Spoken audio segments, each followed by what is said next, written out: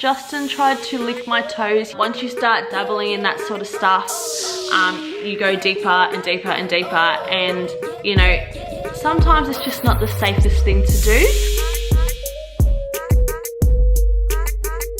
My lips, my boobs, my frown lines, taking morphine, researching and learning about delayed cord clamping. My brain doesn't stop, that's all I'm thinking about. I think you're having a boy or a girl. I think I'm having... Hello everyone and welcome back to my channel. So today I'll just be doing a little bit of a Q&A. It's probably going to be my last chance to do one before the baby comes. I asked you guys to ask me some questions on Instagram and Snapchat today. So I have a few here. Sorry that the lighting's really bad. I am filming at night time. I normally use natural light and I don't have any studio lighting, so just bear with all the shadows and stuff that's happening. I did ask this question on my socials a few weeks ago as well. I just never got around to filming it. So some of the questions I had saved from then, but most of them are from today. So let's get straight into the video. So my first question is from Allison. You mentioned in one of your vlogs that last time you struggled to lose the baby weight. What do you think you'll do differently this time? So this is true. I did mention in one of my earlier vlogs that I did struggle to lose the baby weight, and that this pregnancy I'm sort of more conscious of what I am putting in my mouth anyway. But because I was diagnosed with gestational diabetes, I have had to sort of learn a new way of eating and watching how many carbs I have and just getting used to eating small meals more regularly. So I'll probably continue that after I have the baby. Also, depending how long I breastfeed for and if I see results, I have tried keto in the past and I really liked that, and I've seen really great results really quickly. So if I find that I'm not seeing the results I want to, I'll probably start keto again. Obviously with doctor's clearance if I am breastfeeding or not. But if I do that, I'll probably start to vlog that and record that and take you guys on that journey, because keto definitely works. I felt healthy, I had so much energy, I was never hungry, I never felt lethargic, I didn't have brain fog. It was a really great way to live. But yeah. So next question from Komal or Kamal.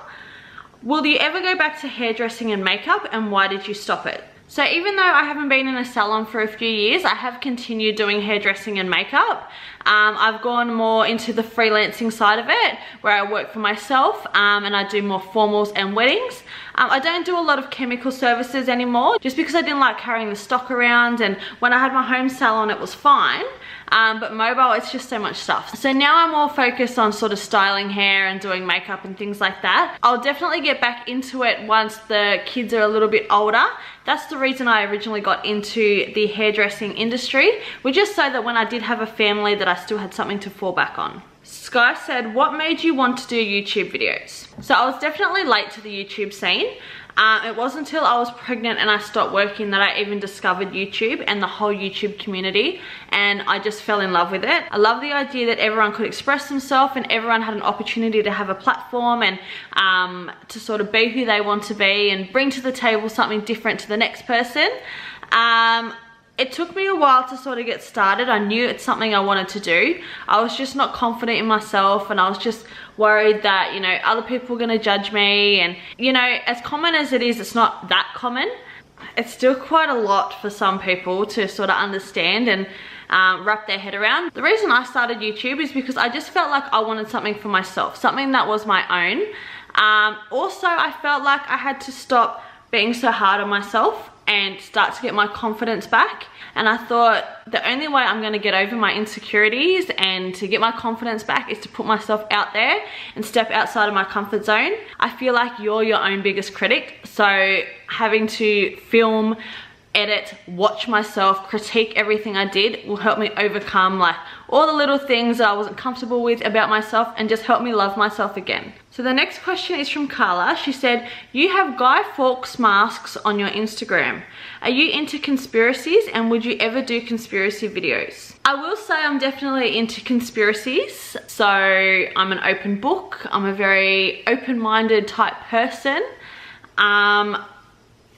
I love looking into conspiracies and documentaries and all that sort of stuff, but I wouldn't do conspiracy videos. I have thought about it and I've spoken to Justin about it, and we've said that it's probably not the safest and wisest thing to do now that we have kids. Once you start dabbling in that sort of stuff, you go deeper and deeper and deeper, and you know, sometimes it's just not the safest thing to do.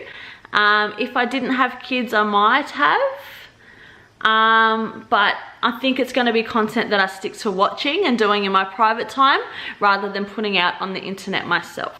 So Sammy said Coke or Pepsi. I'm not a big soft drink drinker, but if I had to choose one, it would be Coke. So next question is from Tabitha. She said, have you had any cosmetic work done? If so, what? Unfortunately not. I haven't had any cosmetic work done. I've got braces at the moment. I don't think that really counts. Not because I'm against it or anything like that. I would love to get some work done. It's just time and money more than anything. I'm just not in the position at the moment to do that. That's not where my priorities are. But if I was to get anything done, the first thing I'd probably do would be my lips, my boobs, my frown lines, because I've got heaps of those. But yeah, I'm definitely not against it, but I just don't have any at the moment. So the next question is from Zayden. I'm from Tasmania. Where in Sydney are you from, and are you still moving to the Gold Coast? So I am from Western Sydney, and yes, we are still moving to the Gold Coast. So we're supposed to move in about 2 months' time. It'll probably be a bit longer than that. We just wanted to pay off a few more things and save a bit more money. And also we just want to see how I cope with the new baby, make sure the baby's healthy, make sure I can get the kids into a routine and that I'll be able to manage on my own. I'm pretty sure I'll be fine, but we just wanted to make sure. So the next question is from Marina. And she said, do you breastfeed your son, or does he still have a bottle? So I was never actually able to breastfeed my son. He just never seemed to latch properly or learn how to latch. I did pump and express for the first 6 weeks, and then I fed it to him in a bottle. But it just wasn't feasible after a while. I just wasn't having enough sleep. He was feeding every 2 hours, which meant if I was lucky, I was getting half an hour's sleep, like broken. But he stopped having a bottle on his first birthday, and he's just been eating solid food ever since. So Miss Tina said, how did you prevent stretch marks with your pregnancies? I'm 3 months pregnant and I'm so scared. So with my first pregnancy, I also had the major stretch mark phobia. I lathered myself in bio oil 3 or 4 times a day. I drank heaps of water. And I still got stretch marks. There was nothing I could do. I think it is quite genetic. Some women are just lucky, they just get none. Other women are going to get them, and sometimes there's nothing you can do about it. Ways you can prevent it obviously is just keeping really hydrated, keeping your skin hydrated, also trying to avoid putting on any excess weight. I had no stretch marks until I gave birth to him, and then they appeared. So I thought I was in the clear, and I wasn't. So now I'm not so worried about stretch marks. Now I'm more trying to prevent loose skin. So yeah, I have stretch marks, and they're really the least of my worries now. Once you have your baby, good chances you won't care about them either. So my next question is from Claire. She said, what empowers you? And it can't be Andre. That's a hard one. Of course, Claire, you'd give me a hard one. I feel like I get empowered in many aspects of my life, and from many different people. But this may sound odd, but I feel like I give myself a lot of self-empowerment. And it's something I've learned to do over time, and as I've gotten older. I just feel like I've been through a lot in my life, and I've seen a lot of things, and knowing how I've handled and coped with them definitely empowers me. Also knowing that I don't give up. Also, you know, knowing a lot of people that have come from tough times and have never let that get in the way, and also taking people's compliments on board. I feel like that's something I learned as well. People are normally quicker to say something negative than positive. So I try not to focus on the negative things. So when someone says something positive, I really take that on. I don't know if I've answered that properly, but on the spot, that's probably the best I'm going to be able to answer that. So I hope that's what you meant. So my next question is from Jamie Lee. She said, how are your braces going? I've had mine for almost 5 months now. So my braces are going really good. I've seen a major change in my teeth.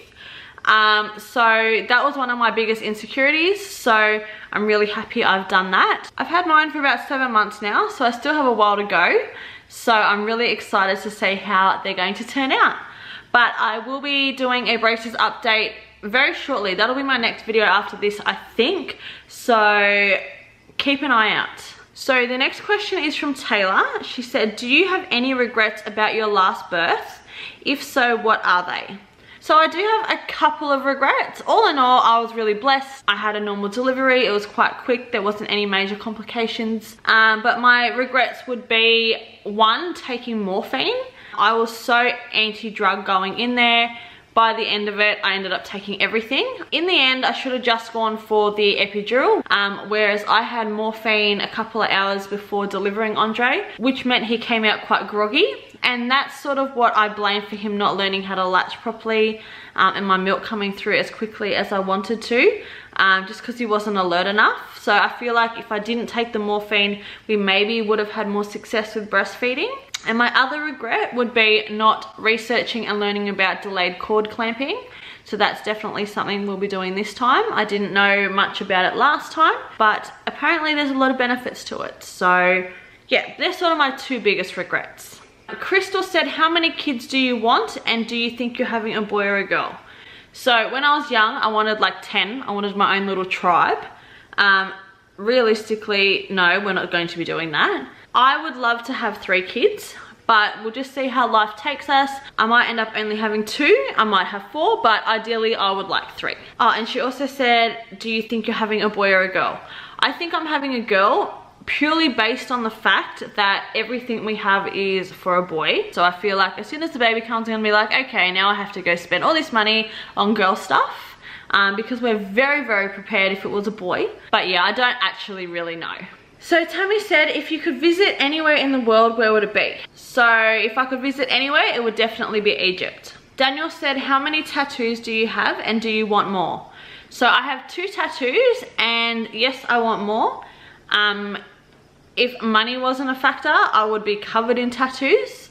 But yes, I definitely want more. So Elise said, have you picked names for your baby, and what are they? Yes, we have picked names, but we're keeping them a secret, so you'll just have to wait and see. So Lozzie said, I want to start a YouTube channel, but I'm scared that everyone would judge me, and I feel like I need to be fit before I start. What advice do you have? So my advice would be just go for it. Don't worry about what other people think. I know it's easier said than done, but I procrastinated about starting a YouTube channel for so long because I was worried about what other people think, whereas now I really don't care. You don't need to be fit or anything to start a YouTube channel. The best advice I can give you is to just be you. If you feel like you're not in the fittest state of your life, that's fine. That shouldn't stop you from starting a YouTube channel. And just like you, I was worried about what everyone was gonna think, and I wasn't in the fittest state of my life, and I actually felt the worst I ever had about myself in my life when I started YouTube. But it definitely helped get my confidence back. But yeah, I would definitely say just start. Don't worry about it, and honestly, your confidence will grow, and eventually you're gonna stop worrying about what other people think anyway. Not everyone's gonna like you, not everyone's gonna agree with what you do, and that's okay. You just do what makes you happy and start your YouTube channel. So Trixie said, you have mentioned in the past that you suffer from anxiety. How do you cope with it, and what symptoms do you have?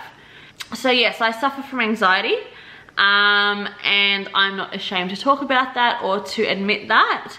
A lot of people probably wouldn't even know that about me. I do come across as quite confident and quite strong. I've just learned to manage it over time. One way I feel like I've learned to cope with it is being self-aware of when I'm anxious and what makes me anxious. And just sort of talking myself through it and sort of directing my attention somewhere else, just so I'm not focused on it, because that's when I feel like it gets worse. So the main symptoms I would get when I'm getting anxiety is I start to get really like hot flushes, and I start to get sort of like restless arms, restless legs. So I feel like there's like bugs inside and I can't sort of sit still. And the other thing is I chew my tongue. So when I'm chewing my tongue, I know I'm anxious about something. So over the past few years, I've started to try and be more self-aware of that. I feel like it's because there's so much energy within my body that I just don't know how to release it. So yeah, when I'm really anxious, my main thing is I start to chew the side of my tongue. and most of the time I don't even realize I'm doing it. But yeah, that's my main sign. So Rachel said, what advice would you give someone wanting to enter the beauty industry? I would say definitely do it if that's something you want to do. Just be aware that it's not always the most glamorous job. It's not, you know, girls sitting around blow drying each other's hair all day. It's literally hours and hours on your feet, days where you don't get a break. It's long hours for not a lot of money. You've got to be passionate, and you've got to be, you know, willing to continue to learn and to continue educating yourself. Also, you've got to be patient. So don't expect that the minute you work in a salon that you're going to be cutting hair. You will start sweeping floors and washing hair, answering phones, cleaning windows, and you know, those sort of things. And that's where you've got to start, and that's just the way it is. But just be aware, it's not what you see in the movies. It's not glamorous. It's not, you know, a bunch of girls sitting around having a chit chat all day. It's a lot of hard work. But if it's something you really want to do and you feel like you're passionate about it, definitely go for it. So Shelby said, what other things would you like to do on your YouTube channel in the future? So there's a lot of things I'd like to do. My brain doesn't stop. That's all I'm thinking about, is what things I can do on YouTube. So I would love to do a makeover series. So I would like to find people who, you know, deserve a makeover. So whether they've been doing it tough at home, or, you know, they've been sick, or someone writes into me and tells me that, you know, they know someone who deserves it. I would love to go in and give them a makeover. So I'd like to do their hair and their makeup, and maybe collaborate with a beautician that can do some beauty work on them and some beauty treatments. Maybe even some fashion labels that might want to work with me just to help style them and give them a new wardrobe. If I was ever in the position, that's definitely something I would aim to do. So the next question is from Sazzy, and she said, 3 reasons that people should subscribe to your channel. One reason is because I am authentic. Pretty much what you see is what you get. The only difference is in real life I might swear a bit more, but I do try and keep it toned down on camera. So the second reason I would say is because I try and be relatable. Unlike a lot of big YouTubers, not that I don't want to, it's just that I don't have these opportunities thrown at me, is that I don't work with brands, so I'm not sponsored. So everything I say to you is authentic. You know, I don't have brand deals with big name companies. And I don't have a lot of money to throw around. So any hauls I do are from affordable stores, or any makeup looks, I'm normally using very affordable products, and things that the everyday person can use as well. So the third reason I would say is just to support the little guy. Obviously I'm very new to YouTube. I have a very, very small channel, and I feel like that a lot of the small channels don't get the recognition that they deserve. It's just as much work for us as it is the big YouTubers. So yeah, if anything, maybe just to help the little guy out. So my next question is from Anna, and she said, what are the hardest things about being a YouTuber, and do you think you'll do it long term? So one, I wouldn't call myself a YouTuber because it's not a job for me, it's a hobby. A YouTuber, you know, has a larger following and they have a bigger influence on a bigger audience. But I do feel like I will be doing it long term. It's something that I really enjoy, and as I said earlier in the video, it's something that's mine. So Peter said, Vegemite or Nutella? Definitely Vegemite. Okay, 2 more questions, so I'll save that one to the end. So the next question would be from Irina. She said, do you regret co-sleeping with your son? Not at all. I absolutely love co-sleeping with my son. Originally he was in a cot next to our bed, but he just wasn't settling, he wasn't getting comfortable. I was always sort of on edge. I never had a proper sleep because I was always checking on him and making sure he was okay. So we never got solid blocks of sleep. So one night I decided I was over walking up and down the hallway trying to settle him back to bed, that I just put him in bed next to us, and we just had such good sleep. You know, people worry about SIDS and rolling over and squashing your kid and things like that, but honestly I think it's a maternal thing and it's an instinctual thing, that if you are sober and you're not on drugs, and you're just in your right frame of mind, good chances you're not going to roll over. Subconsciously you know your baby's there. It's a good way to bond as well.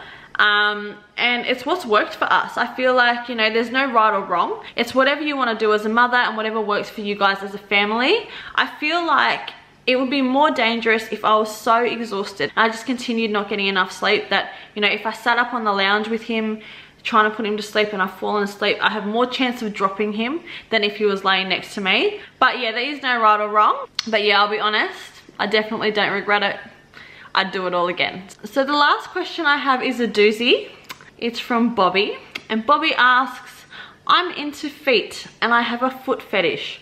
Would you ever lick toes or get your toes sucked?